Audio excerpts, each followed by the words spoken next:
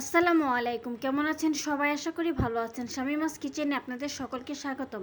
Shamima's kitchen মানেই সহজ রান্নাবান্না। আমি আজকে আপনাদের জন্য নতুন আরেকটি রেসিপি নিয়ে হাজির হয়েছি। এই রেসিপিটা দেখতে সাধারণ মনে হলেও এর টেস্ট কিন্তু অসাধারণ হয়ে থাকে।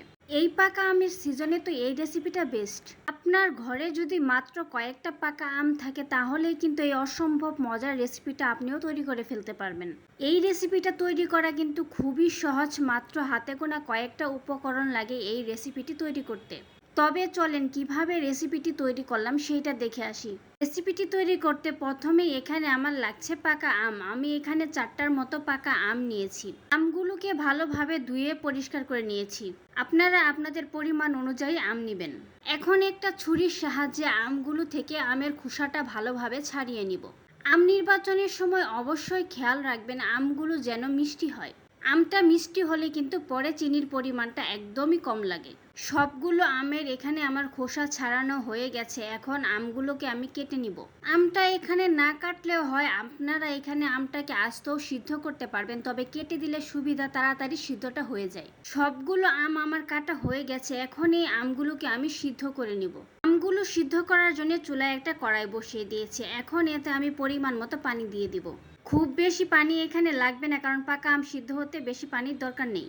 পানিটা দেওয়া হয়ে গেলে এখন এইখানে কেটে রাখা আমগুলো দিয়ে দিব। আমগুলো দেওয়া শেষ হয়ে গেলে ঢাকনা দিয়ে ঢেকে চুলাটা অন করে আমগুলোকে সিদ্ধ করে নিব। 10 মিনিট সিদ্ধ করে নেওয়ার পর আমটা কিন্তু আমার ভালোভাবে সিদ্ধ হয়ে গেছে। এখন নিয়ে নিচ্ছি একটা ডাল ঘুটনি। এই ডাল ঘুটনিটা কিন্তু আমাদের সবার বাসায় আছে। এখন এই ডাল ঘুটনিটার সাহায্যে আমগুলোকে ভালোভাবে ম্যাশ করে নিব। যেইভাবে আমরা সিদ্ধ ডালটাকে ঘুটে ম্যাশ করে নিই, একদম ঠিক সেইভাবে এটাকে ম্যাশ করে নিব। খুব ভালোভাবে ম্যাশ করে নিতে হবে যেন আমের কোনো লাম এখানে না থাকে।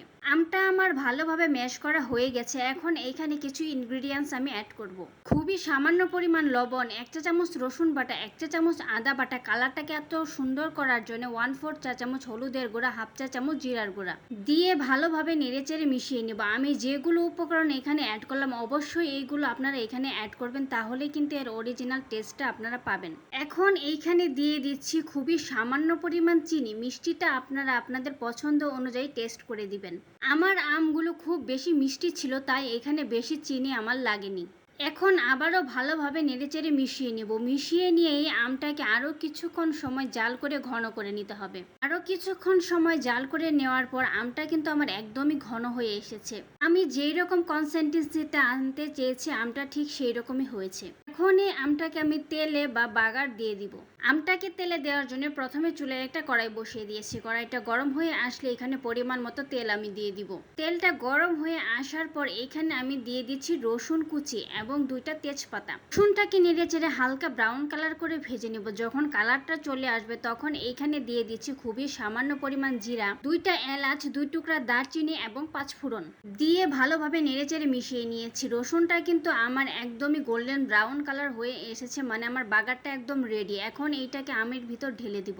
আমের ভিতর ঢেলে দিয়ে ভালোভাবে নেড়েচেড়ে মিশিয়ে নিব। মিশিয়ে নিলেই তৈরি হয়ে গেল আমার মজাদার আমের খাট্টা। এখন এইটাকে সার্ভ করে দিব। তৈরি হয়ে গেল পাকা আম দিয়ে মজাদার আমের খাট্টার রেসিপি। যারা এই রেসিপিটা কখনো খাননি তারা এই পাকা আমের সিজন থাকতে থাকতেই বাসায় তৈরি করে নিন। একবার তৈরি করে খেলে কিন্তু আপনি প্রত্যেক সিজনে এটা তৈরি করে খেতে চাইবেন।